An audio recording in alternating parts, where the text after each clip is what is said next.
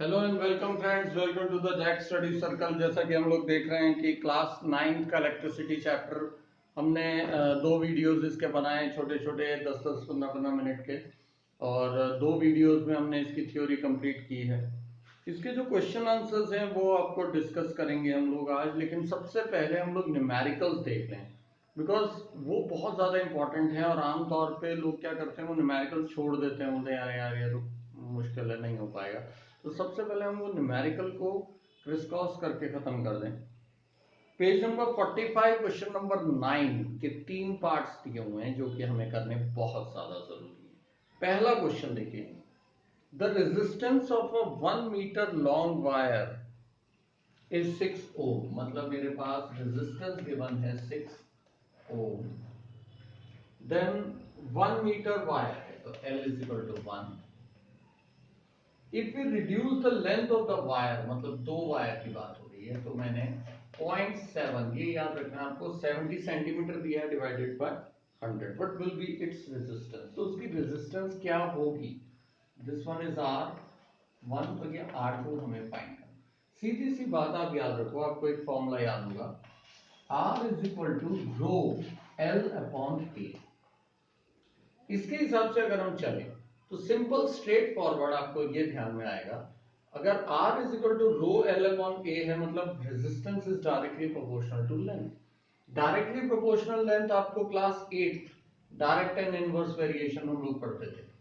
6 ohm resistance है जब wire 1 metre. बताइए कितना रेजिस्टेंस होगा अगर वायर 0.7। और डायरेक्ट वेरिएशन में हम क्रॉस मल्टीप्लाई करते होते थे। 6 into 0.7 is equal to 1 into x. This is x. 7 6 42, that is 4.2। एक ही झटके में आंसर, कोई भी प्रॉब्लम नहीं, cross multiply and solve. Second question देखते हैं हम। इसके अंदर हमें क्या क्या गिवन है।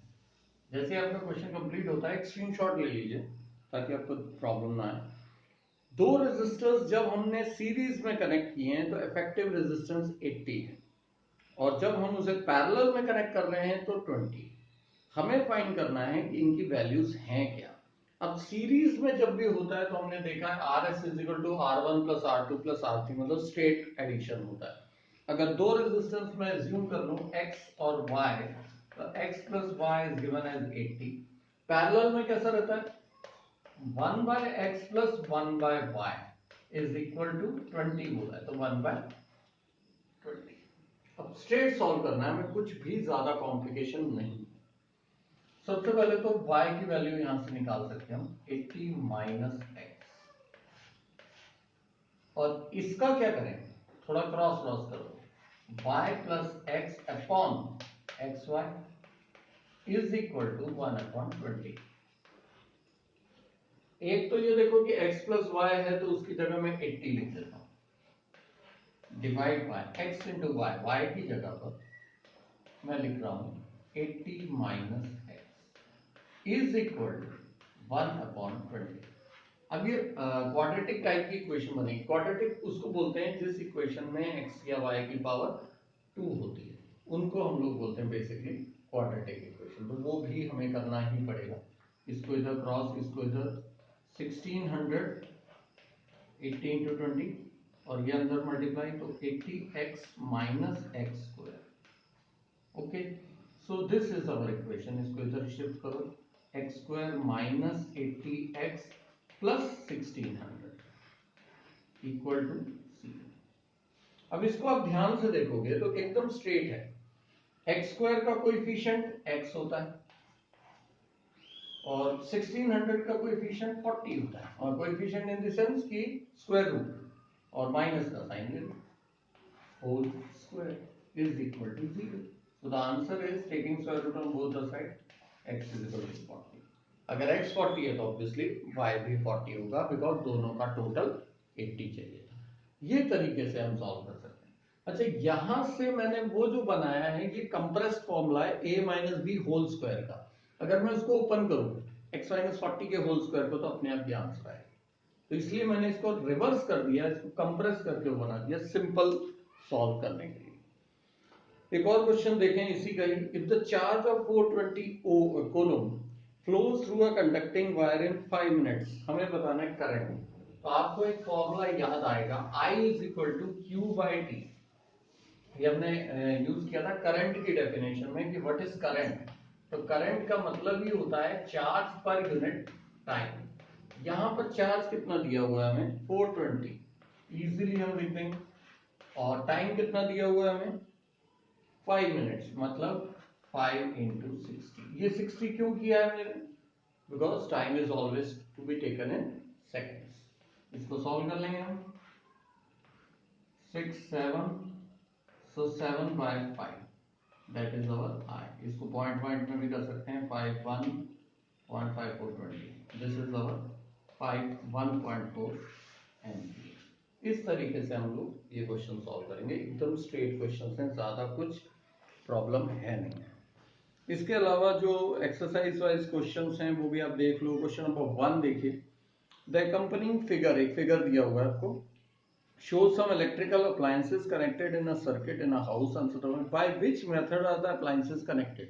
एक चीज याद रखनी है हमें, कभी भी अप्लायंस कनेक्ट होंगे तो पैरेलल में होंगे, क्योंकि यहाँ पर देखोगे वायर एक कॉमन है और उसके अंदर से कनेक्शंस निकल रहा है। इसका मतलब कि एक वायर में से कई जगह पर उसको कनेक्शंस दिए जा रहे हैं।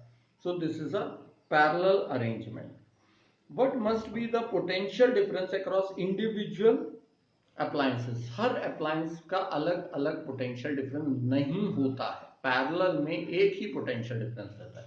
जैसे हमारे घर में अलग अलग चीजें चल रही हैं, कहीं पर मोबाइल अटैच है, कहीं पे लैपटॉप चार्ज हो रहा है, कहीं वॉशिंग मशीन चल रही है, कहीं फ्रीजर चल रहा है, कहीं आपका फ्रिज है, एसी वगैरह चल रहा है, लेकिन सब में पोटेंशियल डिफरेंसेस सेम 220 है, ये फिक्स है।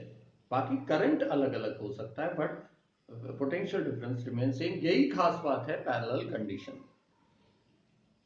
Will the current passing through each appliance be same, no, current अलग अलग होगा। जैसा कि हमने पैरेलल में देखा था, current is different but potential difference is same. Why are the domestic appliance connected in this way.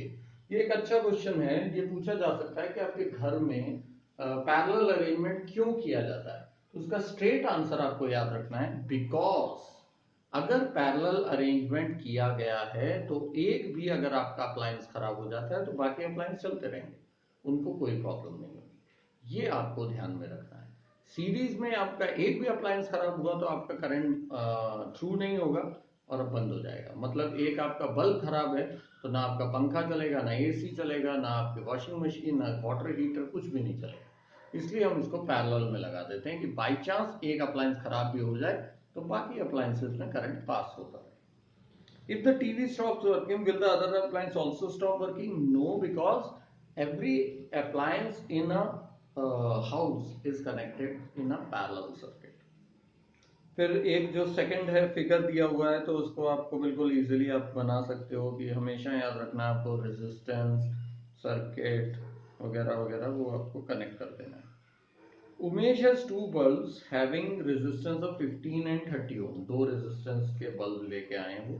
He wants to connect them in a circuit, but if he connects them at a time, the filament got burned, तो filament जल जाता है, ऐसा उनका कहना है। तो कैसे जोड़ें, क्योंकि अगर एक के पीछे एक जोड़ेंगे तो ऑब्वियसली चलेगा, तो आप पैरेलल अरेंजमेंट में कर दो, कोई प्रॉब्लम ही नहीं रहेगी, क्योंकि पैरेलल अरेंजमेंट में हमेशा रेजिस्टेंस कम हो जाता है। दूसरा पूछे, what are the characteristics of this way of connecting the bulb depending on the answer of the above question. वो पूछने की ये कोशिश कर रहे हैं कि किस तरीके से हम उनको अरेंज करेंगे। तो हम अरेंज करेंगे उनको पैरेलल कॉम्बिनेशन में, बिकॉज पैरेलल कॉम्बिनेशन में अरेंज करने से हमें ये फायदा हो जाएगा कि कोई भी रेजिस्टेंस का प्रॉब्लम नहीं आएगा, करंट पास ऑन हो जाएगा, रेजिस्टेंस कम हो जाता है। इफेक्टिव रेजिस्टेंस कितना होगा ये पूछ रहे हैं वो, तो ये एक अच्छा क्वेश्चन है। 15 और 30 ओम के हिसाब से 1/R is equal to 1/15 plus 1/30, इस तरीके से निकालेंगे। इसका एलसीएम आपको मालूम है 30, 15 2 और 1, so the answer is 3/30 1/R, so R is equal to, इसको रिवर्स कर देंगे, that is 30/3, तो आंसर इज 10 ओम। इस तरीके से इफेक्टिव रेजिस्टेंस आपका कम हो गया। आपका रेजिस्टेंस था 15 ओम या 30 ओम, तो उससे भी हमने कम करके 10 ओम कर दिया, तो ना रहेगा पास, ना बजेगी बांसुरी। कम रेजिस्टेंस रहेगा तो ज़्यादा करंट पास नहीं होगा और आपका कोई भी अप्लायंस खराब नहीं होगा। ठीक है, इस तरीके से ये क्वेश्चंस आप ट्राई कीजिए। इसके न्यूमेरिकल सॉल्व एग्जांपल्स भी हैं, सॉल्व एग्जांपल्स भी ट्राई करके देखिए। फिर भी कोई डाउट रहता है तो प्लीज़ बताइए, हम उन डाउट्स को सॉल्व करें और उसके बाद आगे बढ़ें। ठीक है, तो आपका नंबर मेरे को पता ही है, 8087479204। Thank you.